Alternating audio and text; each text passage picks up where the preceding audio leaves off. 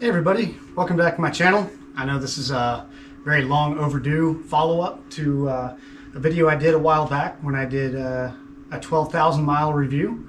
I'm now over 18,000 miles on this Triumph Tiger 900 Rally Pro. Still just very happy with it, but as some of you probably know, if you own the motorcycle already or have friends that do, there's a list of things that could be better. So today, got a cold brew, and I'd like to go over just a few things that I like and don't like, or thought the company could have done better. And this is the first video in my new studio. I hope you guys like it, and hope you'll stay around and see what I have to say. Overall, this is a very cool looking bike. I've loved the look of this bike since I first saw it when it came out. And I saw it on the website. And it had a lot of features that I really loved. Like heated grips. The seats are heated, both front and back. And it's got a basic level of protection that comes with it already to get you started, which is the lower crash bars, and it does come with a skid plate. It's also got 6 riding modes: road, rain, sport, off-road, off-road pro, and a rider programmable mode where you can just set it up however you want it. As you see there, I've got almost 18,500 miles on it. Some other things I really like is the adjustable windscreen, which I know a lot of bikes are doing that now. But this one also has adjustable levers. It also has cruise control. And one thing I really liked about this one that the old 800 didn't have is removable passenger pegs. That was a nice plus. So when I'm going out and I want to take those off so they don't hit my leg or anything, I really like having that. It does come with a Showa suspension, both front and rear shock, which is adjustable for preload, compression, and dampening. And they are pretty simple to rebuild. I have videos on how to rebuild them and replace the seals. And you can use you can use the OEM seals, or you can also get SKF seals, which is what I did. But they're both really good seals. It also has anti-lock brakes. These awesome Brembos. It's got dual discs up front and Brembo front and rear. It also comes with a quick shifter, which really helps, especially not just makes it more fun to ride on the road, but also when you're trying to upshift or downshift in some technical terrain. And of course it comes with the spoked tubeless rims. And it's got LED lighting all the way around. It comes pre-fitted with a center stand, which is really useful when you're trying to do maintenance or just load up the bike, you know, different things. It's got a bolt-on subframe. Now this is another thing that I was really wanting when I was looking at the difference between the 800 and the 900. So if you happen to bend your subframe, you can just replace that portion of the frame and it doesn't total the whole bike. I was pretty impressed with that. And like I say, overall this thing just looks badass. Some of the specs, you know, you can read all this online, but you know, it's got an 888cc 3-cylinder inline motor with 94 horsepower and a 64 foot-pounds of torque, and that's the same across all the Tigers that they have. The brakes, like I said, they're Brembo. They also have multi-mode ABS and what they call optimized cornering ABS. So that's really nice. Dry weight is 443 pounds. And once you add oil and fuel, you're looking at about 480.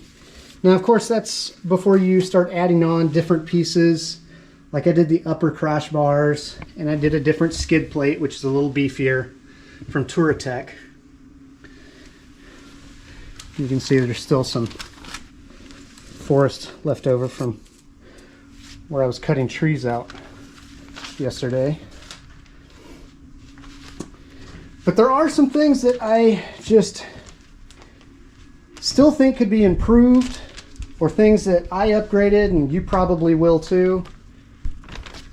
And those are the things I bet you came here to see.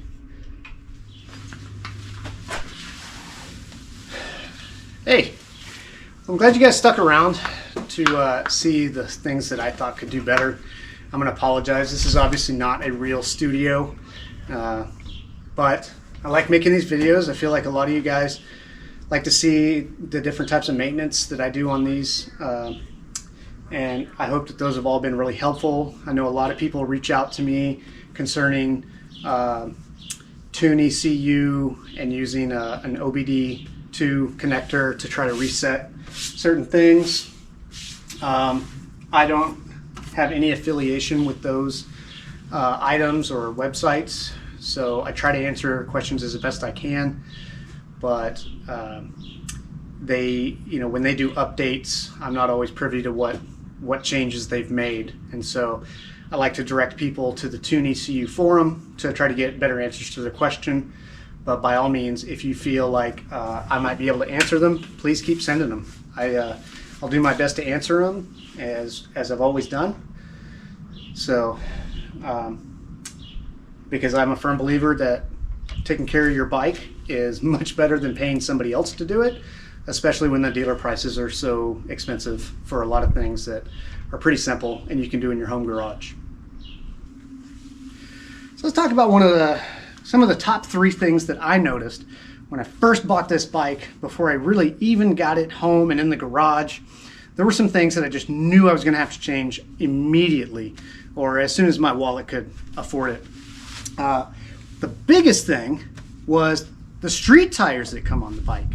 I don't know why they sell a quote Rally Pro edition and have what seem to be 90-10 street tires on the bike, and luckily I wore them out pretty quick, so I was able to upgrade.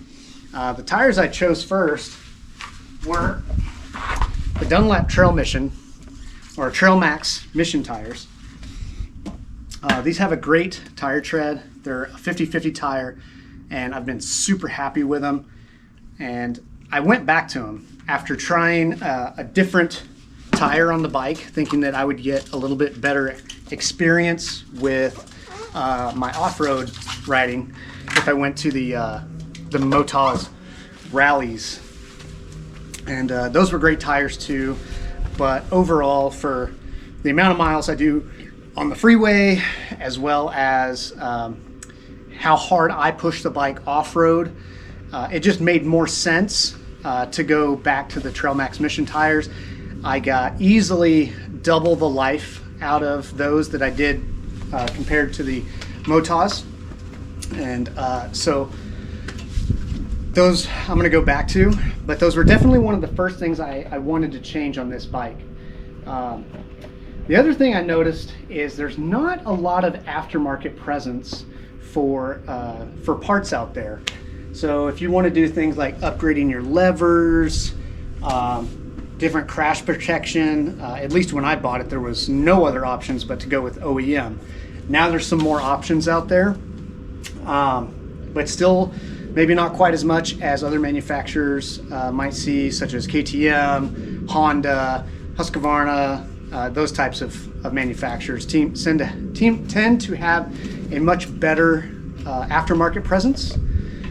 So that was something I'd like to see improved, and just have more options with what I do on the bike and what I do with it. The other thing, and a lot of people have pointed this out as sort of a big issue, and I would really think that Triumph would be able to flash an upgrade to the computer and change this. And some of you guys might know what I'm about to say, but having to toggle the ride mode back to off-road every single time you cycle the ignition. You wouldn't think it'd be such a big deal, but when you're in technical terrain and you're fighting through sand and you're on and off the bike a lot, or you're having to stop and clear trees anything like that that causes you to have to either let the bike just sit there and run, which can tend to overheat the bike, or just leaving the ignition on, which will drain the battery. So the prudent thing to do, obviously, turn the bike off, and then when you start it back up, I feel, and as many others do, you shouldn't have to toggle back into off-road mode. The other thing with the off-road mode is that you actually have to stop the bike in order to switch into or out of those modes. Other manufacturers, you don't have to do that, and when you turn their bikes off and back on, you won't have to change the mode again. So those were sort of the top three things that I noticed just right off the bat getting this bike. Certainly none of them deal breakers for me, but certainly something that I'll be thinking about when it comes time to sell this bike and get another one. Another thing you're going to notice when you go to purchase this bike is that the upper crash bars don't come standard. Once again, not a deal breaker, but it would be nice if it just came as a full package. You're paying close to $17,500 depending on when and where you make your purchase, things of that nature. Although I know a lot of you guys are probably going to go with maybe a different set of bars altogether. I'm not completely lost on these bars. I do like them. They look great. They follow the lines of the bike really well, but there's a couple of really bad, in my opinion, design flaws with the way that these upper crash bars are mounted. Okay, one being where it mounts underneath the TFT display. It actually uses a bracket underneath the TFT mount. It is not very strong. It's basically a bent piece of channel iron that's maybe 1/8 of an inch thick. It's not very rigid, and it doesn't connect to the frame of the bike. That being the case, another improvement I would like to see with these bars is that they add a piece of metal to come back and actually attach to the frame/engine mount where it's strongest. One thing I've noticed over and over again with these bars when this bike goes to the ground is that these things will shift. It doesn't take much to shift them. And I've also had to bend that bracket back into place. I've also had to pry and push these bars back outward in order to stay away from the plastics. And if you'll notice on my bike, I can barely get a finger in there on this side, but on the other side, I have easily double the space. I can get my whole hand in between the plastics and the bars, which means they're off. Still to this day, they're off, and I can't get them back. Part of that's because I fall to one side more than the other. But overall, they've at least done their job, but I would like to see a little bit better design improvement in these, because honestly, aside from that, I've been really happy. And like I say, I love the design. I love the way it follows the lines of the bike. I don't think really any other aftermarket crash bars look as good as these. My opinion, but there it is. Another thing you're going to notice when it comes to the protection on the bike is the skid plate. Now, I've upgraded to the Touratech skid plate, and I love it. It's great. It's thick metal. It's got welded construction, and it comes off pretty easy when I need to do the oil changes. But the one that came on the bike is basically a beer can, and we all know how easy those crush. It's a two-piece construction, it's riveted, and it's thin metal. So if you're going to be doing any type of off-road where there's some big rocks or tree roots, you're going to want to upgrade that. If you're sticking to just primarily gravel roads, you're probably fine. Hey guys, I hope you enjoyed listening to all my complaining about the things that I didn't like or thought could be improved on the Triumph Tiger 900 Rally Pro. With that said, I still love this bike. I'm not looking to sell it anytime soon. I bought it brand new when it first came out. I was one of the first people in my area to get one, and this thing, there's no plans for it to go anywhere. I love it. There's no bike that's perfect. We all know that. So you get what you get and don't throw a fit in some cases. And all the pluses that this bike has, they outweigh the negatives for sure. So that's going to bring me back to my three big gripes. And I think some of you guys will understand. One is the parts inventory at the dealership has been lacking. And I know everybody wants to blame COVID, but things as simple as valve shims, there's really not a reason for those to not be in stock. I was told when I did my 12,000 mile service and I went to get shims that they had none, which is kind of crazy because I don't know how you're servicing all these bikes and you don't even have some of the most basic parts. They cost a nickel. It's ridiculous. And that's not the only time. I go to the dealer and I get told constantly, we don't have it in stock, we have to order it. That's not good in my opinion. The other big thing is the service wrench. I know a lot of you guys have problems with the service wrench. You hate looking at it. You want to be able to turn it off, and then you take it to the dealer and say, hey, can you just turn it off for me? I already did the oil change, and they want to charge you, a couple $100 probably. And I found that if you use the Tune ECU app on an Android phone, along with a compatible OBD2 sensor dongle thing, which you plug in right under the seat, that you can reset the service wrench yourself. There's also other things you can do with it, but that's pretty much the only thing I do with it. And I can't answer every question about that. I try to answer what I can, but I'm not affiliated with the company that either writes the programming software or the OBD2 code reader. So if you want to continue sending me your questions, I will happily do what I can to answer them.